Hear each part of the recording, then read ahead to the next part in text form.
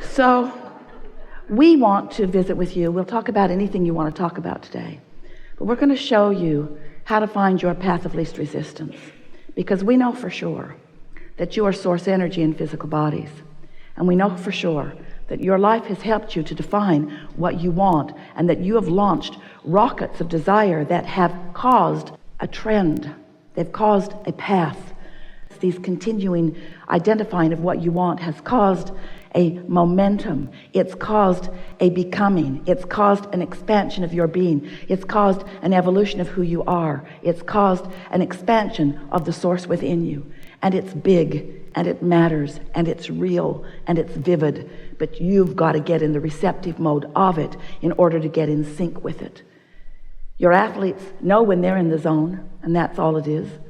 They know when they have hooked up with that vibration that allows them to express in this moment, right now, this red hot minute, the whole of who they are, the desire that they hold, the physical vitality that they know, the agility, the timing, the harmonics of the physical body, the ability of the body to respond to the vibrational harmonics. They know that it's a physical game. Of course they do. Of course you're in a physical game, but it's a head game. It's a vibration game. It's a vibration game. It's a vibration game. It's an alignment game. Alignment trumps everything. So often there are things that you don't want to give up. I don't want to give that up. We say, if we were standing in your physical shoes, we would be willing to give up everything but alignment. Because in alignment, everything that you want must be yours. In alignment, you find the receptive mode. And when you find the receptive mode, then you are tuned in, tapped in, turned on. Then you're in the right place at the right time. Then amazing things happen, and the universe demonstrates to you over and over and over and over and over again how blessed you are, how loved you are, how aware of you we all are, you see. Until big things and small things that you would say don't amount to very much, demonstrate to you your constant worthiness. The other day, Esther was walking with a friend around the loop where she lives in Del Mar. And they're walking around the loop, and they came to this house, and it had a for sale sign on it. And Esther said, I know the people who were renting this house. Really cute young couple. She said, one day, Jerry and I came around the corner, and here is this young man on some sort of weird bicycle contraption. It didn't have normal pedals. It was like a different kind of pumping action. And he was pushing it up the hill rather than riding it up the hill. And Jerry said to him, pretty steep hill, isn't it? And he said, no, it's not that. My wife gave it to me for my birthday today. And they put it together in the shop. And then they had to disengage something in order to get it in her car. But she didn't realize that they disengaged something, and so I had no brakes. And Jerry and Esther said, oh. So they visited a little while, really enjoyed these really beautiful people, and off they went. That was about 5 years ago. So Esther has not seen them. She has not been there much. She's not seen them. She's not even thought about them in all of this time. Until this day, 2 days ago, she's walking with Julie around the loop, and they see this house is for sale. So Esther tells that story. Then they finish their walk, get in the car, go to Roberto's for lunch, and on the way is that kid on that machine in a whole other part of the town. Esther said, law of attraction is my freaky friend. And we said, alignment is your freaky friend. In other words, when you are tuned in, when your resistance is non-existent, then everything that is important to you, big or small, demonstrates itself to you, because everything is known about everything. And when you are emitting a vibration, you are sending out a signal that is calling something back. It's what law of attraction is. That which is likened to itself is drawn. So one might worry that, well, if law of attraction is on all things big and small, am I not going to be inundated by data? And we say, yes, you are. You are inundated by data all day, every day, that represents the balance of the vibration that you put out. Everything that you are feeling is an indicator of everything that you are thinking. So what is a thought anyway? We want you beautiful manifested beings sitting as clumps on these chairs. We want you to understand your vibrational nature. We want you to understand the nature of this vibrational universe. We want you to understand that a vibration is a vibration, is a vibration, is a vibration, is a vibration. You know that story that you've been telling for so long? If a tree falls in the forest and there's no one there to hear it, doesn't make a sound? The answer is unequivocally no. It does not make a sound, because sound is the byproduct of the translation of the vibration by a receiving mechanism. It takes a focuser, it takes an eardrum, it takes something to turn that sound into something that can be received. Are you sort of kind of getting that? So there are vibrations all around you, and you have practiced yourself into being the receiver of them. We just want you to practice yourself into being the receiver of the ones that feel good. Not the ones that feel bad, not all the ones, which means we want you to no longer be conditional focusers. You see something that feels good, you look at it. You see something that feels bad, you look at it. Not much discriminating. We want you to be so discriminating that you pull your attention at the earliest, most subtle stage that you can find, away from those things that don't feel good. We want you to tune yourself to this high frequency of who you are. So this is the big picture. You were source energy before you came into this physical body, and splat, now you're here. But the larger part of you is still non-physical, and still that pure positive energy, still in that place of non-resistance. So here you are, just like you planned, exploring contrast. That's a good thing, because if you don't know what you don't want, you cannot know what you do want. You must have that focusing experience in order to define and decide what you want. So at all levels of your being, you're launching these rockets. The cells of your body are also launching rockets. You're launching rockets of desire. You're launching rockets, rockets. You're launching rockets of evolution and expansion. And the source within you is becoming. And now you have two vibrational points of view. The vibrational point of view of who you really are, and the law of attraction path that is being drawn to that powerful point of attraction. And then there's you and what you're thinking. So who you really are is unconditional, meaning who you really are will never look at a condition and try to fix it and use it as an excuse to disconnect from true path. And when you do, you get crossways of your energy.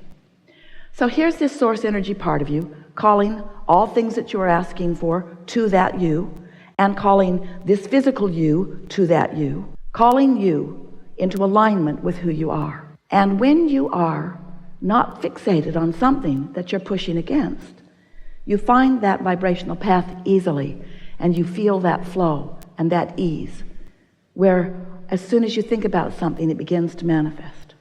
So here's the part you might not know, because we've told you all those other parts many times. This is the piece you might not know. So there is this vibration. Could be not perceivable. Could be trees falling all over in the forest and no eardrums there to interpret the vibration into what you call sound. So here's this vibration. But as that vibration evolves, as it gains momentum, it becomes more noticeable to those who are on the wavelength of it. So then, the first manifestation, let's call it a manifestation, the first you turning a thought to a thing, the first manifestation of this vibration is a thought occurs to you and an emotion is so close on the heels of it, you can't tell which came first, the emotion or the thought. But there they are, an emotion within you that is a manifestation of that vibration. And now you're rocking and rolling.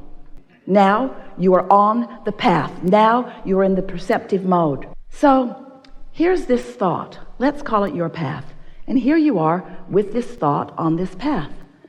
Now, if you don't do anything to divert your path, if you don't contradict it, if you don't say, yeah, but, if you don't say, oh, that's a really good idea, but I could never do it, or oh, that's a really good idea, but I've tried that before and it didn't work. If you don't take that path and divert it, the momentum of that path is going to increase. And as the momentum of that path increases, now your ability to perceive even more is going to happen. So now, it's not just a thought and a feeling. Now you're beginning to rendezvous with blue bicycle contraptions in places. In other words, now manifestations are happening that are evidence to you of your path. Hear it, your not diluted path. Your not convoluted path. Your not contradicted path.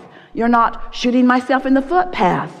You're not defensive path. You're not justifying path. You're not rationalizing path. Just a pure thought that is not contested with a belief that you've practiced. So what are you going to do? You have a lot of beliefs. You have a lot of beliefs that do not serve you. And the reason we know that is because you have a lot of desires that have not manifested fully. They get to the idea phase and then you kill them with contradictory thought that doesn't feel good when you think it.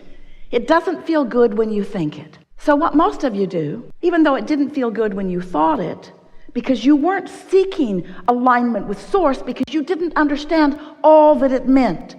You weren't seeking alignment with your own inner being or alignment with your own desires. You sought alignment with somebody else's opinion. And they have so many differing opinions. We don't know how. You just don't go out of your mind as you talk to so many people about so many things, as you convince yourselves why you can't do this and why you can't do this, or why they shouldn't do that and why they shouldn't do that. What we want you to understand is that if you could leave the peanut gallery out of everything that matters to you and not dilute or divert your path, that momentum from a vibration to a thought, to an idea, to an emotion, to a rendezvous, to full manifestation would happen with you all day, every day, on everything that matters to you, on everything that matters to you. And if it's not happening, it's for one reason and one reason only. You're introducing contradiction to your vibrational equation. And it's all right. Everybody does it. You just don't want to do it so much that you feel negative emotion about it. When you feel negative emotion about it, that's your clue to do something different. So here's an example. So let's say that you have a very clear sense of how you want to feel today. So you go over to someone's house. Maybe you're related to them.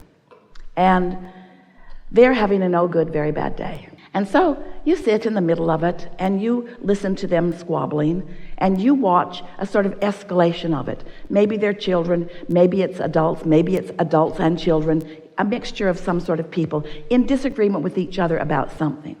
So now, if you have been following your path of least resistance for a while and you are tuned in, tapped in, turned on, now you are in a position where you can experience and live and feel the joyful experience of living unconditional love, because you are so in alignment with who you are. You've practiced it so well. Your vibration is so strong that even though this is going on, it's not ringing your bells. It's not hooking you in. You're not feeling any defensiveness. You don't feel like helping the victim in the scenario. You don't feel like piling on to the one that's being picked on. In other words, you are vibrationally aloof from it. There's no hook for you in this situation. So you can sit there. You can be there. You can be unconditional. Here's a condition that is happening that's making all of them nuts, and it's not making you nuts because you are in a different vibrational place. It's not threatening you. You don't feel defensive about it. You don't feel like you need to defend anybody else about it. You are tuned in, tapped in, turned on. You've been down that road so many times. You have found your place in it, and you're sitting there, and you may be the only one at that party having a good time, but you are, and what's going on doesn't matter. Or you haven't practiced your path of least resistance all that much. You're wobbly in your vibration. You know what you want, and you know what you don't want, and all of it's sort of active.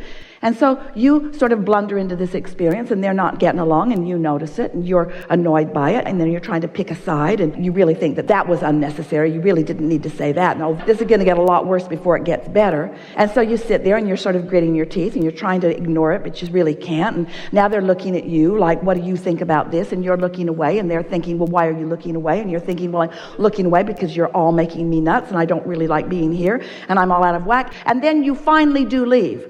You finally do leave. You finally, now this is the part we want you to hear. You finally do stumble on to your path of least resistance, but not until you have suffered mightily.